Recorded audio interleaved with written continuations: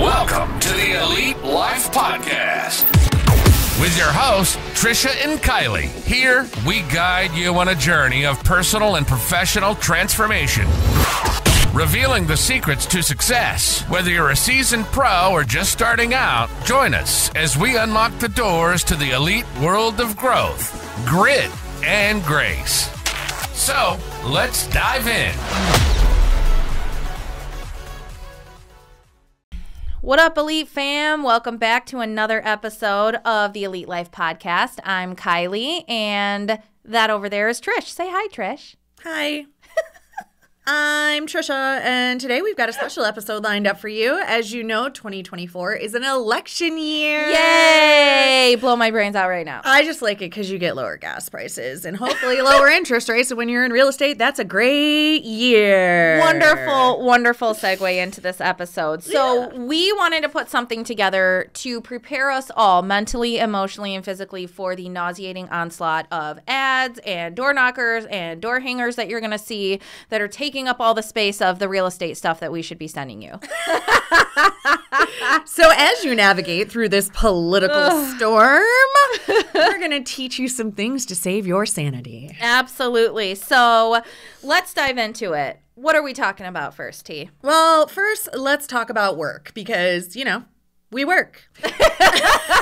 And in any professional setting, the constant buzz around politics can become overwhelming and potentially it can disrupt the whole harmony of the workplace. So it's really essential to establish a balance that allows for healthy discussions without compromising the overall positive work environment. Culture is super, super important, and I can't have somebody running through my office screaming, I love or I hate XYZ. Yeah, and it can be tough to keep your mouth shut. So for all of you out there who are on the no filter train like I am, it can be very difficult, especially when you hear other conversations taking place about topics that you are exceedingly passionate about. So when politics dominates every conversation, like I said, it can be very challenging to focus on the task and maintain product workflow. So you're clicking along, doing your duties, you hear so-and-so in the other room trashing your side. So your first instinct, if you're me, is to get up and tell them exactly why they're wrong in all the ways that they are wrong. But you don't want to do that. So to address this, my first tip is to set clear boundaries, right? Politely communicate with your colleagues and your coworkers and the other people in the office, letting them know when you're just not in the mindset or when you're just not interested. This doesn't mean that you have to shut down conversations completely, but rather choose appropriate times to have those conversations. And I just feel like probably just saying not at work at all is probably best. I would agree because it makes people feel uncomfortable. Awkward. Yeah, awkward, uncomfortable. I've been in the office before and a conversation will start about Cheez-Its and somehow it turns into some hot button topic. And now we're talking about abortion. Yeah, and I'm like, okay, we're all going to stop now and we're all going to go back to our desks. And if you are not the boss like me and can make everybody just shut it down, you can shut it down for yourself and just shut the door to your office. Just remove yourself from the situation. If you are like Kylee and you're very passionate about something, see how I said it in a nice way and not crazy about things? Shut your mouth. You're throwing Molotov cocktails left and right. But we have to be respectful and considerate of other people in the workplace because that's an important and safe space. Absolutely. And it needs to be politics free. And just a quick tip, if you are in a bullpen or you do not have a door to shut, you could totally make a sign. I've done it before. I've put a sign literally on the back of my chair on the top of my desk that says, "Don't talk to me," and call it a day. There you go. And if people come over to talk to you, whether they want to talk to you about this or that, you just point to the sign and be like, I am head down working. I'm not conversating. I will see you at lunchtime. Right? Perfect. Love that. So again, setting these boundaries helps prevent potential conflicts that can arise from different political views. And I mean, I know people who are on my side of the line who I don't agree with on things. I mean, Trisha and I are pretty much, on the same team for the most part, but there are the finer details that we've just decided we will not discuss with one another because we want to maintain a friendship. Yeah. I mean, I generally have a no politics rule. When I hear other agents and engaging in these conversations that involve politics, like I am always the first person to excuse myself from the conversation. I've seen you literally, like you just said. I've watched her come into a room and she was like, hey, everybody, shut up and go to work. Yeah, it's just better that way. Looked me in the face and been like, don't you have homes to show? Don't you have clients to serve? Go do your work. Talk about this later. Yeah, absolutely. And that is okay. You know, and this can foster a culture of mutual respect, acknowledging that, you know, one thing I'm constantly telling my daughters when they come home, and whether it's something they hear on the playground or something in school or at lunch or whatever, and it's something that we don't agree with, whether it's, you know, what's going on in the world or what's going on in our community or behavior or whatever, I just look at my kids. I'm like, well, you know what? Just because we don't do things that way doesn't mean that other people don't do the things that way. And that's the beauty of the country that we live in. Everybody is entitled to their own opinion, perspective, way of thought. And, you know, it is good to get different perspectives. It's good. Like, that's one thing I like about Candace Owens is that she is open to talking to people who she 150,000% does not agree with. But if it is good to get these different perspectives, just not at work. If you want to have a conversation, take it to the bar after work. Go get some chips and salsa, have a margarita. That'll loosen things up, and your conversation might even go better than you thought.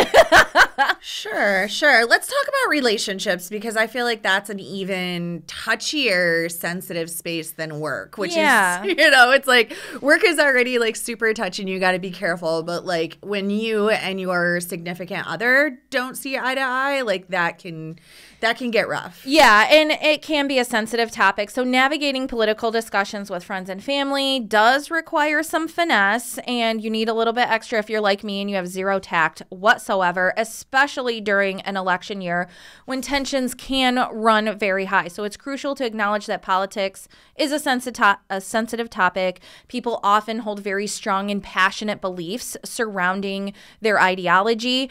And however, you know, you have to put it in perspective as like, this is 1 year, it's one president, it's one term. This is my mom. This is my dad. This is my spouse. This relationship, like, you have to decide, is this a hill I'm willing to die on? Like, do I really want to create a rift in this relationship over the fact that I believe in X and they believe in Y? So just put that into perspective there. I mean, like, if your spouse is not on the same side as you, or your mom believes something different, it is okay just not to talk about that. Talk about the weather, talk about birthdays, talk about, you know, Aunt Susie's new baby. There are other things that are more important than politics because they are going to last a lot longer than the guy who's going into office. That's such a good point. I am always shocked by the stories I hear during election year and people that straight up write off family members. They burn the whole family down. Yeah, like, I will never speak to this family member again because they didn't vote for Trump. And I'm like, have you lost your free-loving mind? Like, you wrote off your cousin, niece, nephew, brother, sister, parent over an election? Like you said, like, it's 4 years that those people are in office. And another thing to remember is, like, they don't care about you. You think that they're writing off family members and friends for you? Like, get some perspective, people. And the other thing is like, I have one specific family member in mind whom I love so much, who he gets very strong, passionate feelings about things. And I want to be like, you know nothing about what you're talking about, but I have to remind myself that everybody's doing the best they can with what they have, and they utilize the information that they're given. And I'm like, listen, just because the media told you XYZ, you understand, like, that doesn't mean that's actually how that's working, right? Like, and they can get this information from anywhere, and it's misinformation. So they're passionate about it because how it was presented to them, even though it's wrong. Right. But it's almost impossible. Like, here's a great example. I went to a church service and the pastor was talking about a specific bill that was going to be passed. And the way that he talked about this bill made me think, oh my gosh, I didn't realize that's what that bill was saying. And I was like, oh, I have to vote against that. That's crazy. Like, absolutely not. That is not okay. But what did you do next? But then I read it and I was like, that is totally not what this says. Like, that's definitely like his interpretation and how he gave it to the church and what the bill actually said were two night and day different things. And I was like so mad. I was actually like, Dave, I'm never going to this church again because I was so angry that he chose to use his platform. And everybody gets to use their platform their own way. But I felt like it was very much misinformation because you disseminated this information in this way to make people believe this. But that's not actually what it was. So now everybody at that church this is a gigantic church with thousands and thousands of people. Now they're all going to go and vote on something because somebody that they know, like, and trust deeply with their souls told them that this is this. And it isn't. Yeah. And that stinks. And that's not those people's fault. They're going to go tell, like, I went and told people, like, oh, this Like, means did you know what I heard this morning? Yeah. And then when I You read went straight into Kylie mode, didn't you? I did. Straight I was there. like, you I didn't can't pass believe go. this. You did not collect $200. You went straight to Kylieville. Yeah, but I learned a lesson. I learned a lesson in that you can't just take what people tell you at face value. You have to do the homework. Research. Yeah, that I think we have that in the notes a little bit further down. But honestly, truly, you guys, I get my information from a lot of places. The mainstream media is not one of them. And I am still like Trisha said, everybody's working with what they got. I encourage everybody, whether you're on this side of the aisle or that side of the aisle, if you really want to make a case for your position, the very best thing you can do is educate yourself, understand the opposing perspective, and have those conversations in a nice way. But that's not what we're talking about. We're discouraging you from having those conversations. Well, yeah, because you know what? Avoiding heated debates doesn't mean that you're suppressing your opinions or your emotions. Exactly. It means that you're going to approach conversations with a mindset of openness and respect. And instead of trying to persuade someone's views, just focus on understanding their perspective. Like, you might learn something new. So just actively listen to their concerns and their beliefs and create a space for reciprocal understanding. And you know what? If you don't agree, like, that's super fine. You may say, that's so interesting that you see it that way, because if you read the literature, which I can shoot you a link if you want to actually read it, it actually breaks down to XYZ. You may not have known that, but like, I'd love to share the link with you so you could read it for yourself. I can totally see how you got that from what your friend, pastor, sister, whoever told you, right? Exactly.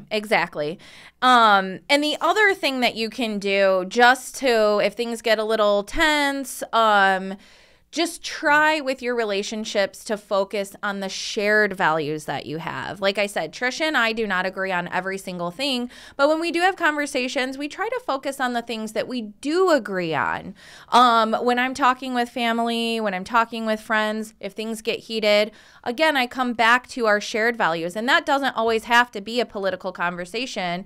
You talk about family, you talk about faith, you talk about other things. There are other things going on this year, people, other than the stupid election. Yeah, so Michigan was national champs. Detroit the Lions just won. Hell yeah, absolutely. Shift the conversation, right? Redirect, because it's essential for our mental health to like take some breaks with the election. Step away from the constant stream of political news. Get off the social media. Set boundaries around what you're consuming. I mean, it's no different than COVID, y'all. You have to like stop reading the news, right? Yeah. Engage in some activities that bring you joy and help you relax, like whether it's reading or exercising or just spending some good time with your loved ones. Freaking grab some paint from Hobby Lobby and do a paint, right? Like paint together, go for a walk, like prioritize your mental health and your well-being. Like I said, like these politicians, they don't know who you are and they don't care about you. So stressing yourself out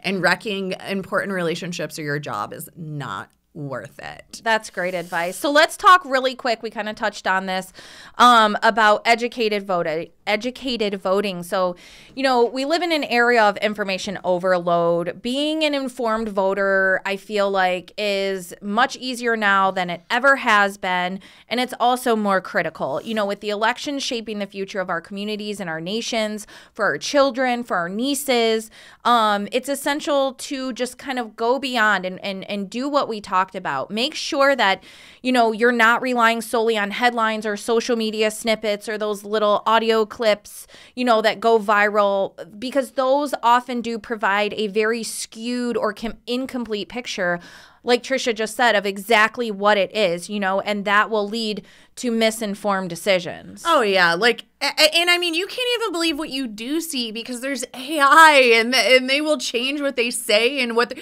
Dave showed me a picture the other day and I'm like, that is so fake. I don't know how you can't see how fake that is. It was so silly. It didn't even remotely, even just glancing at it, it didn't even remotely look real. And it was a politician and a little girl dancing. And I'm like, he literally was taken off of a picture of him at a podium and he's standing like this and then there's a little girl who's holding it and I'm like, that is not real. And they both have 3 arms. Right. I'm like, that is not real. So truly try to if you do want to delve into this world, truly try to understand the candidates and their actual policies and be able to engage in thorough, real research. If you're going to have an opinion, make sure it's actually a fact-backed opinion, not one you see off the media, not one you grabbed on Instagram. So, explore multiple sources of information, reputable news outlets, candidate websites, independent analysis. If there is a website that ends in .gov, it's going to be a lot more relevant than your Facebook news, right? So, seek a variety of perspectives and actually read the bills for yourself. And if it feels too overly academic for you, one hack I learned at U of M going through college, very strong academic papers, is I will copy a very academic paragraph and I will put it into Chat GPT and be like, explain this to me like I'm a child. And then it'll be X, Y, Z. So it breaks it down for you. So if you truly read it and you're like, I don't get it, you can break that down into a simpler way to understand with ChatGPT or an AI service, and all of those are free. Yeah, that's good advice because fact-checking is a vital component of the research. And you want to verify the accuracy of the statements, the claims, the stats that are presented, by these candidates. And like Trisha said, you want to make sure that you are looking at reliable sources. And by doing so, you're going to ensure that the information that you rely on to make your point or establish your opinion is going to be unbiased, which is going to allow you to make better decisions based on what you find rather than just misinformation that's floating around out there. Yeah, and don't forget that making decisions based on accurate information involves a commitment to critical thinking. Yes, once you get the information, sit down and think about it. One thing I do is when I hear something, whether it's political or whatever, I sit back and I say, okay, who or what is this person or source that I got this information from? Do they have any skin in the game? Would they have any reason to skew this information, to lie about this information? And if they do, I go a little bit further because, you might get this snippet from, a news source, and then you say, well, that doesn't sound exactly right, but I'm concerned now. So now I'm going to go on the internet and I'm going to find other sources to maybe corroborate that or disprove that or explain it in a different way so I can get a better perspective on exactly what it is. Yeah, that's super smart.